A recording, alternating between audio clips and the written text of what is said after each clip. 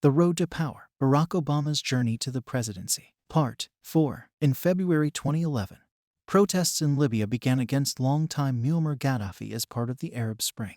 They soon turned violent. In March, as forces loyal to Gaddafi advanced on rebels across Libya, calls for a no-fly zone came from around the world, including Europe, the Arab League, and a resolution passed unanimously by the U.S. Senate. In response to the passage of United Nations Security Council Resolution 1973 on March 17, Gaddafi, who had previously vowed to show no mercy to the rebels of Benghazi, announced an immediate cessation of military activities. The next day, on Obama's orders, the U.S. military took part in airstrikes to destroy the Libyan government's air defense capabilities to protect civilians and enforce a no-fly zone, including the use of Tomahawk missiles, B-2 Spirits, and fighter jets. 6 days later, on March 25, by unanimous vote of all its 28 members, NATO took over leadership of the effort, dubbed Operation Unified Protector. Some representatives questioned whether Obama had the constitutional authority to order military action in addition to questioning its cost, structure, and aftermath.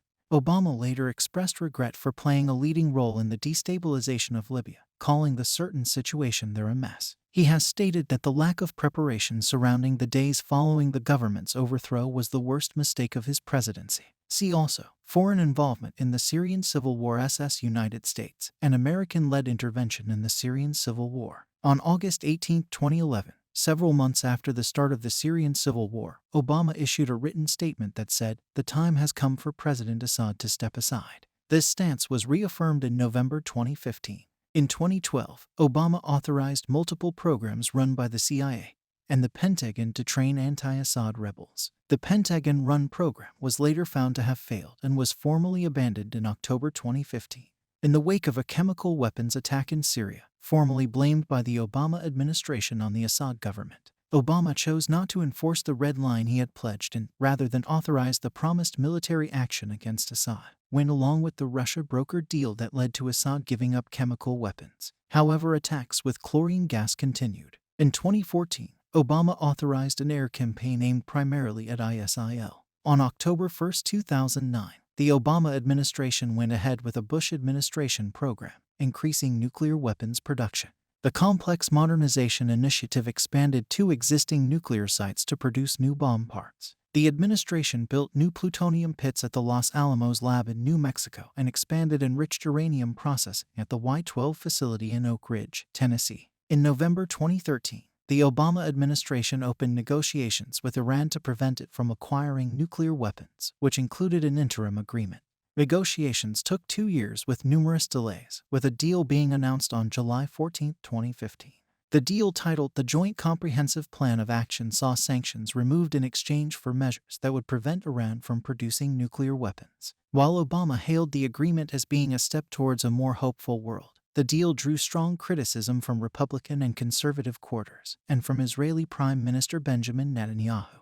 In addition, the transfer of $1.7 billion in cash to Iran shortly after the deal was announced was criticized by the Republican Party. The Obama administration said that the payment in cash was because of the effectiveness of U.S. and international sanctions. In order to advance the deal, the Obama administration shielded Hezbollah from the Drug Enforcement Administration's Project Cassandra investigation regarding drug smuggling and from the Central Intelligence Agency. On a side note, the very same year, in December 2015, Obama started a $348 billion worth program to back the biggest U.S. buildup of nuclear arms since Ronald Reagan left the White House. In March 2010, an agreement was reached with the administration of Russian President Dmitry Medvedev to replace the 1991 Strategic Arms Reduction Treaty with a new pact reducing the number of long-range nuclear weapons in arsenals of both countries by about a third. Obama and Medvedev signed the New START Treaty in April 2010, and the U.S. Senate ratified it in December 2010.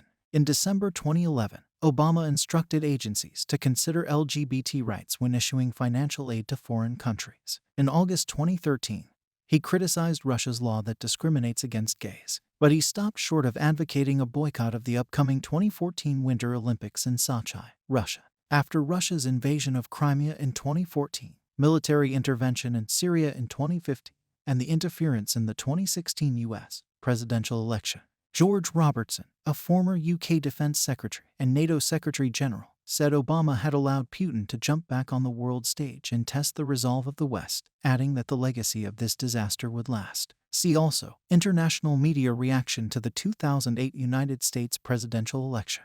Obama's family history, upbringing, and Ivy League education differ markedly from those of African American politicians who launched their careers in the 1960s through participation in the civil rights movement. Expressing puzzlement over questions about whether he is black enough, Obama told an August 2007 meeting of the National Association of Black Journalists that we're still locked in this notion that if you appeal to white folks then there must be something wrong.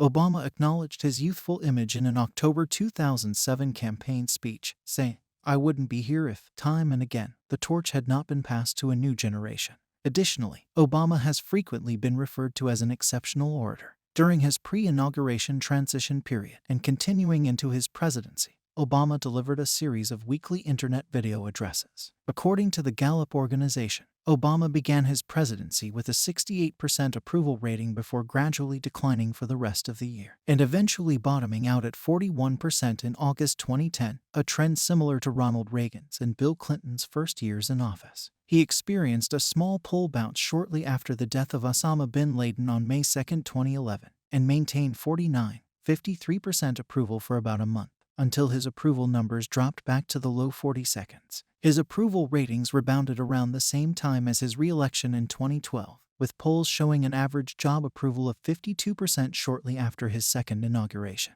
Obama saw his approval rating drop to 39% in December 2013. In polling conducted before the 2014 midterm elections, Obama's disapproval rating reached its highest ever at 55%. His approval rating continued to lag throughout most of 2015, but began to reach the high 40s by the end of the year. According to Gallup, Obama's approval rating reached 50% in March 2016, a level unseen since May 2013. In polling conducted January 16, 19, 2017, Obama's final approval rating was 59%, which placed him on par with George H.W. Bush and Dwight D. Eisenhower, whose final Gallup ratings also measured in the high 50s. Obama has maintained relatively positive public perceptions after his presidency. In Gallup's retrospective approval polls of former presidents, Obama garnered a 63% approval rating in 2018 and again in 2023, ranking him the fourth most popular president since World War II.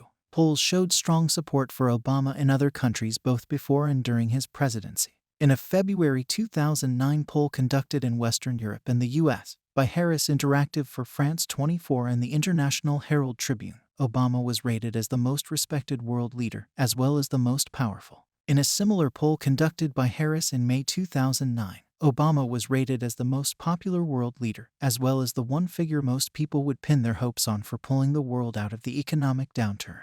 On October 9, 2009, the Norwegian Nobel Committee announced that Obama had won the 2009 Nobel Peace Prize for his extraordinary efforts to strengthen international diplomacy and cooperation between peoples, which drew a mixture of praise and criticism from world leaders and media figures. He became the fourth U.S. president to be awarded the Nobel Peace Prize and the third to become a Nobel laureate while in office. Obama's presidency ended on January 20, 2017, upon the inauguration of his successor, Donald Trump.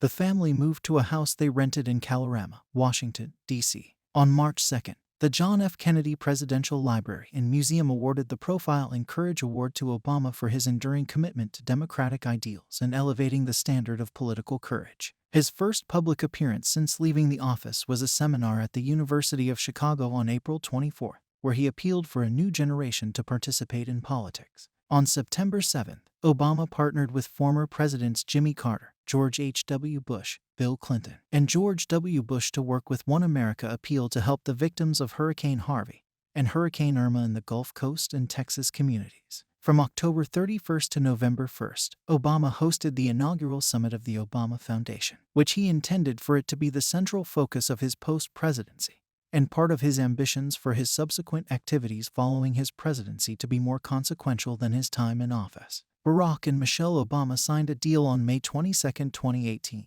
to produce docu-series, documentaries, and features for Netflix under the Obama's newly formed production company, Higher Ground Productions. Higher Ground's first film, American Factory, won the Academy Award for Best Documentary Feature in 2020. On October 24th, a pipe bomb addressed to Obama was intercepted by the Secret Service. It was one of several pipe bombs that had been mailed out to Democratic lawmakers and officials. In 2019, Barack and Michelle Obama bought a home on Martha's Vineyard from Wyc Grousbeck. On October 29th, Obama criticized wokeness and call-out culture at the Obama Foundation's annual summit. Obama was reluctant to make an endorsement in the 2020 Democratic presidential primaries because he wanted to position himself to unify the party, regardless of the nominee. On April 14, 2020, Obama endorsed Biden, the presumptive nominee, for president in the presidential election, stating that he has all the qualities we need in a president right now. In May, Obama criticized President Trump for his handling of the COVID-19 pandemic,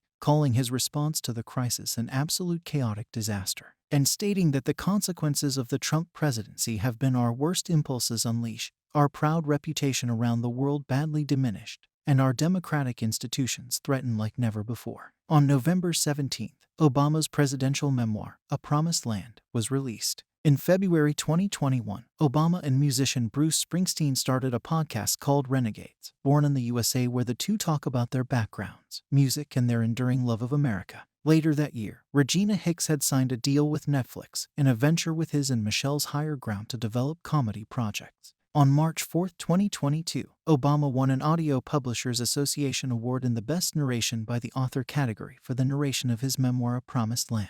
On April 5th, Obama visited the White House for the first time since leaving office, in an event celebrating the 12th annual anniversary of the signing of the Affordable Care Act. In June, it was announced that the Obamas and their podcast production company, Higher Ground, signed a multi-year deal with Audible. In September, Obama visited the White House to unveil his and Michelle's official White House portraits. Around the same time, he won a Primetime Emmy Award for Outstanding Narrator for his narration in the Netflix documentary series Our Great National Parks. In March 2023, Obama traveled to Australia as a part of his speaking tour of the country. During the trip, Obama met with Australian Prime Minister Anthony Albanese and visited Melbourne for the first time. Obama was reportedly paid more than $1 million for 2 speeches. Obama stated that he is against the expansion of the Supreme Court beyond the present 9 justices. Historian Julian Zelizer credits Obama with a keen sense of how the institutions of government work and the ways that his team could design policy proposals. Zelizer notes Obama's policy successes included the economic stimulus package, which ended the Great Recession, and the Dodd-Frank financial and consumer protection reforms, as well as the Affordable Care Act. Zelizer also notes the Democratic Party lost power and numbers of elected officials during Obama's term, saying that the consensus among historians is that Obama turned out to be a very effective policymaker, but not a tremendously successful party builder. Zelizer calls this the defining paradox of Obama's presidency. The Brookings Institution noted that Obama passed only one major legislative achievement, and a fragile one at that. The legacy of Obama's presidency mainly rests on its tremendous symbolic importance and the fate of a patchwork of executive actions. David W. Wise noted that Obama fell short in areas many progressives hold dear, including the continuation of drone strikes, not going after big banks during the Great Recession, and failing to strengthen his coalition before pushing for Obamacare. Wise called Obama's legacy that of a disappointingly conventional president. Obama's most significant accomplishment is generally considered to be the Affordable Care Act, provisions of which went into effect from 2010 to 2020. Many attempts by Senate Republicans to repeal the ACA, including a skinny repeal, have thus far failed. However, in 2017, the penalty for violating the individual mandate was repealed effective 2019. Together with the Health Care and Education Reconciliation Act amendment, it represents the U.S. healthcare system's most significant regulatory overhaul and expansion of coverage since the passage of Medicare and Medicaid in 1965.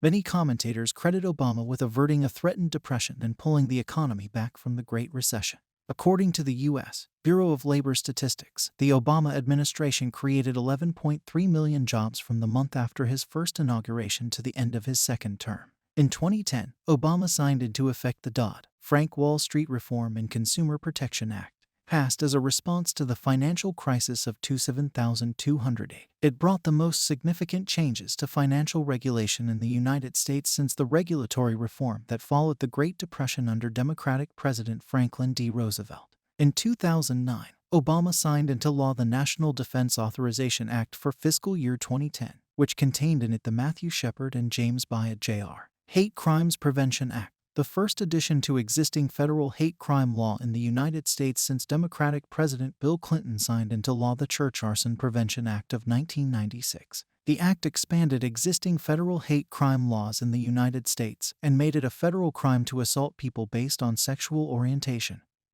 gender identity, or disability. As president, Obama advanced LGBT rights. In 2010, he signed the Don't Ask, Don't Tell Repeal Act, which brought an end to Don't Ask, Don't Tell policy in the U.S. Armed Forces that banned open service from LGBT people. The law went into effect the following year. In 2016, his administration brought an end to the ban on transgender people serving openly in the U.S. Armed Forces. A Gallup poll, taken in the final days of Obama's term, showed that 68% of Americans believed the U.S. had made progress on LGBT rights during Obama's 8 years in office. Obama substantially escalated the use of drone strikes against suspected militants and terrorists associated with al-Qaeda and the Taliban. In 2016, the last year of his presidency, the U.S. dropped 26,171 bombs on 7 different countries. Obama left about 8,400 U.S. troops in Afghanistan, 5,262 in Iraq, 503 in Syria, 133 in Pakistan, 106 in Somalia, 7 in Yemen, and 2 in Libya at the end of his presidency. According to Pew Research Center and United States Bureau of Justice statistics, from December 31, 2009 to December 31, 2015, inmates sentenced in U.S. federal custody declined by 5%. This is the largest decline in sentenced inmates in U.S. federal custody since Democratic President Jimmy Carter. By contrast, the federal prison population increased significantly under Presidents Ronald Reagan, George H.W. Bush, Bill Clinton, and George W. Bush. Human Rights Watch called Obama's human rights record mixed, adding that he has often treated human rights as a secondary interest, nice to support when the cost was not too high, but nothing like a top priority he championed. Obama left office in January 2017 with a 60% approval rating. He gained 10 spots from the same survey in 2015 from the Brookings Institution that ranked him the 18th greatest American president. In Gallup's 2018 job approval poll for the past 10 U.S. presidents, he received a 63% approval rating. Thank you for watching.